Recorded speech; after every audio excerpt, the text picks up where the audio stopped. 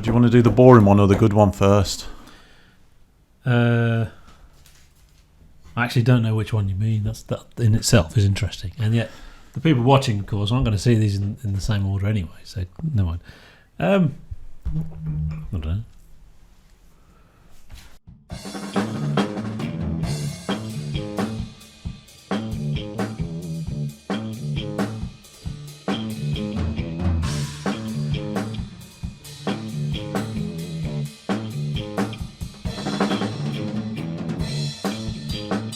Hello. Night at the Opera. Is the album we're doing. There it is. $5.99. It's bargain at $5.99. Yeah. Got to be said. 12 tracks. The famous album, big one, something. It's their make or break album. Nobody knew because everyone thought they were rich and everything, and they were a mess financially. So that this had to happen. It had to go really well. The cover's terrible, actually. Looking at it, I've never really looked at it. Conceptually, it's fine, but look. That's their emblem, isn't it? It looks like Pigeon Street. Wide range of styles. Some very good, some meh. There's at least one thing which I think is rubbish. Definitely a move to something more commercial. Controversial. Yeah, it is. After Queen 2, remember we've skipped Sheer Heart Attack, so we've gone straight into this. Doing that really emphasises that this is a deliberate, more commercial move, and that's to make more monies. And predictably, the best bits are obviously the big structure pieces. It's Bohemian Rhapsody and it's the Prophet song, as far as I'm concerned. But Death on Two Legs is really good, and that's much more typical Queen, I think. 3 minutes 44. A good album, not as good as Queen 2. I'm going to disagree with you, I think, there, Kev. I haven't listened to this for a long time. I forgot how good it was. Yeah, strange. I think this is their attempt at Abbey Road. That's the idea. Yeah. They wanted a Sgt. Pepper. Yeah, and it has some very, very, very good stuff on there, and some stuff which, is not going to be considered amazing or particularly memorable, which is good. There's some stuff that is, and there memorable. Is stuff that's just some stuff like that.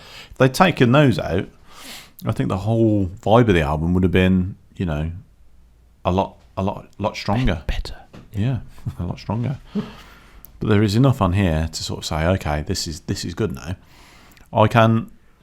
It's this album that makes me think that naturally there is a progginess to my tastes. Yeah.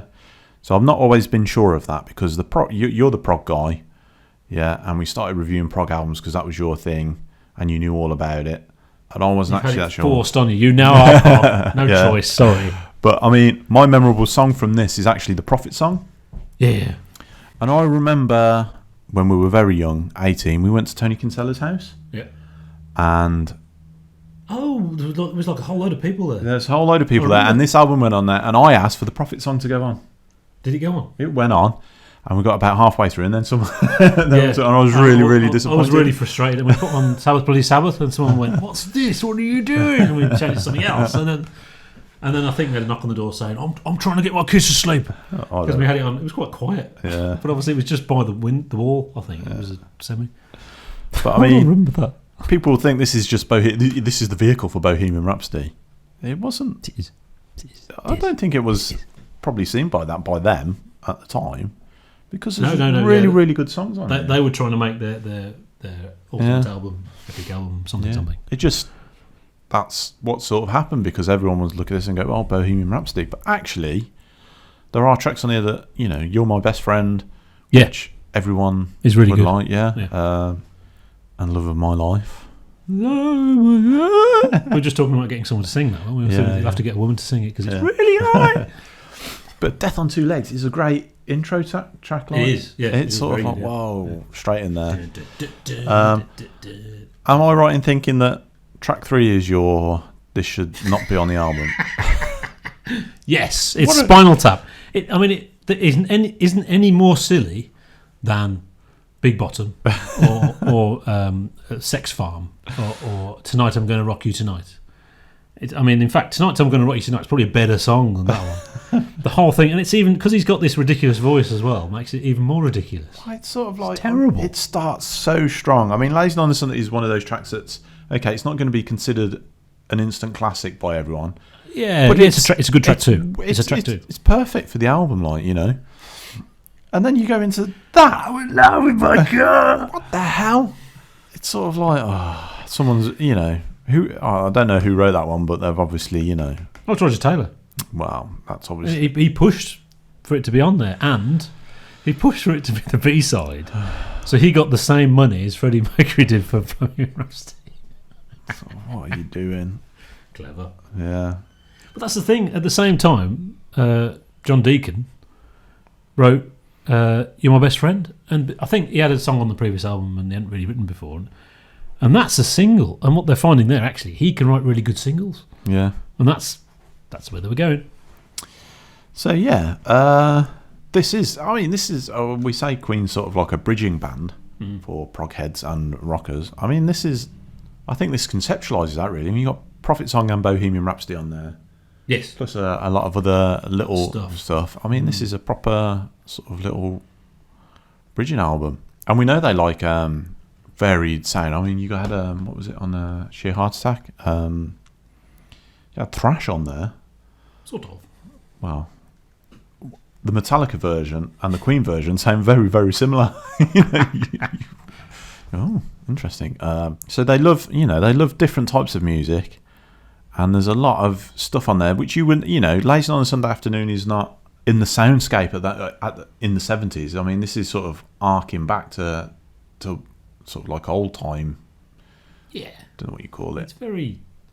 But I mean, yeah, so I think the diversity is superficial.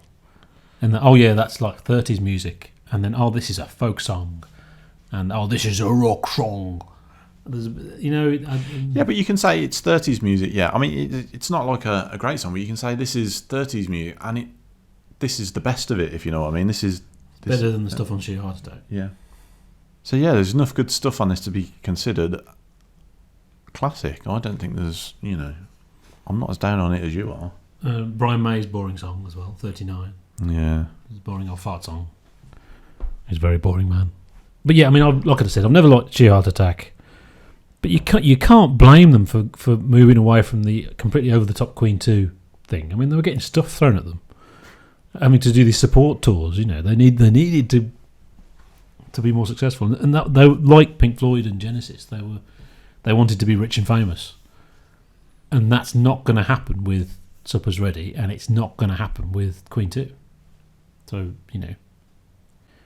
but this is the best of both worlds in a sense. You've got Prophet Song, you've got Bohemian Rhapsody, and you've got You're My Best Friend and Death on Two Legs as well. So it actually straddles the Queens, and we're saying much more commercial. I mean, actually, in the rock land of Wenton, more commercial. I watched a bit of Wembley '86, and they open with One Vision. It's so bland. Yeah. I was actually I've forgotten how bland they got. So this is all right. Yeah, and they became huge. Obviously, they became huge, but they didn't really become huge from this album. They became huge from Bohemian Rhapsody. That's my argument. This came out after Bohemo. So, of course, everyone went out and bought it. But, Queen. They did Seaside Rendezvous. I love that song. I think it's great. Led Zeppelin 4 doesn't have that problem. I mean, our worst review ever, please don't watch it. The main thing you said that was spot on. It's all as good as each other in Led Zeppelin 4. It isn't like Stairway to Heaven.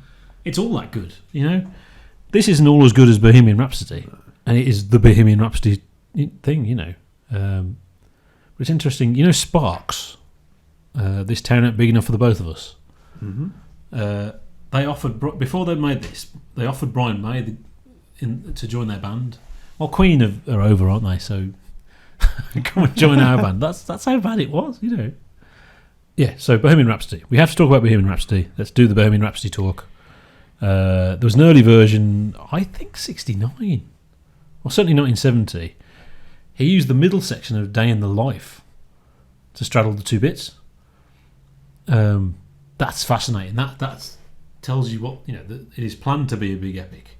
It's planned to be their Stairway to Heaven, their Hey Jude, whatever, And they did, push the boundaries of what was technically possible on analog tape without 30 people being there singing, and wearing the tape away and all that. And it is amazing. And it's really short.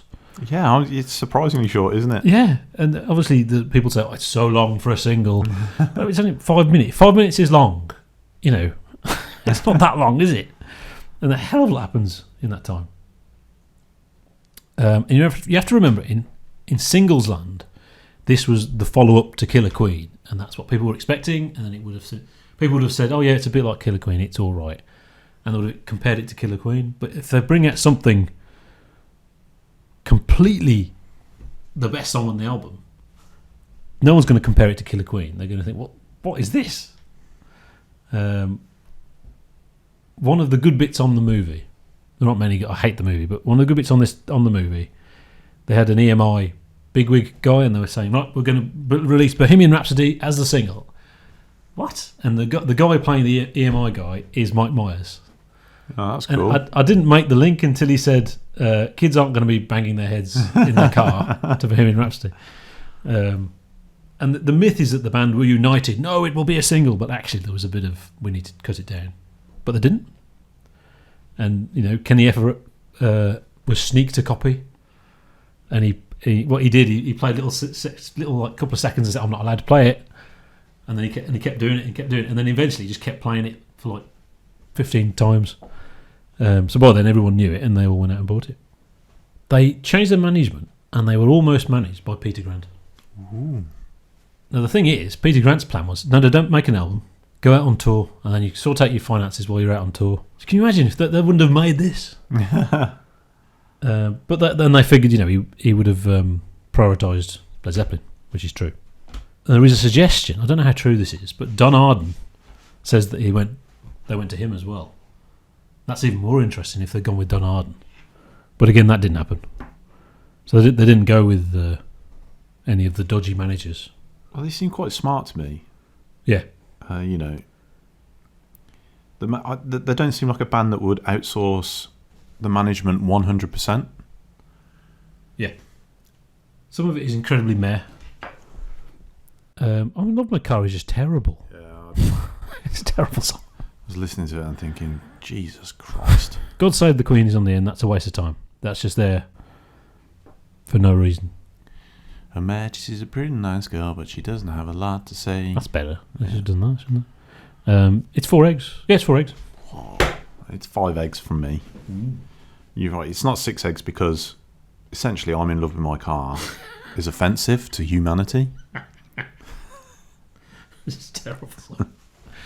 Yeah, and Brian May really believed it was a joke. He thought it was a silly joke song. He didn't think, you want to put it on the album? Okay, then. So they did. Yeah, that's it. Yeah. We're doing Date the Races as well, aren't we? Yeah. Have you listened to it now? Is that No, why I haven't. No, okay. But I'm preparing for disappointment. Right. Thank you very much.